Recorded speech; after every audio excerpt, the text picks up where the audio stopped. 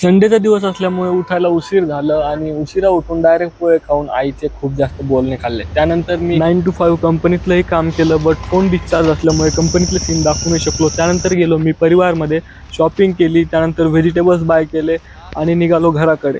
स्वस्तचं skin care routine करून मी टेरेसवर येऊन भगवद्गीता रीड केली आणि आज मी मॉर्निंगला मेडिटेशन करू नाही शकलो, त्यामुळे मी मेडिटेशन ही वरतीच केलं.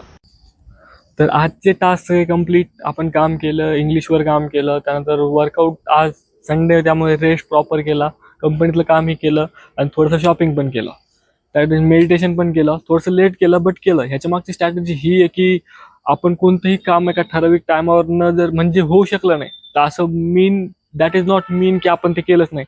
आपण त्या दिवशी ते काम कुठल्याही वेळी करू शकतो. सपोज तुम्ही मॉर्निंगला वर्कआउट नाही करू शकले, त्या कंडिशनमध्ये तुम्ही इव्हनिंगला पण वर्कआउट करू शकता किंवा कधीही करू शकता.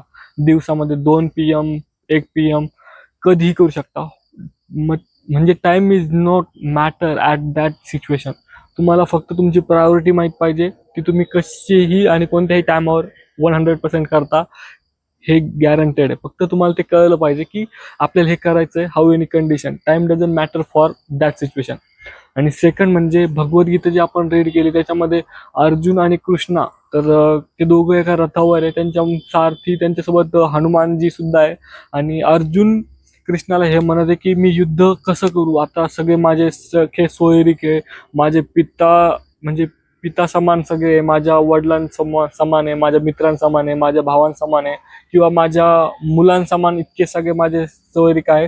ह्यांना मारून मला भेटेल काय, आणि ह्यांना मारून मला कुठलं सुख पण भेटणार नाही, त्यामुळे लढण्यात काही अर्थही नाही आहे. मी आताच माझे हार मानून घेतो किंवा मी मरण पत्करतो, कारण मला विजयी होऊन सुद्धा सुख भेटणार नाही.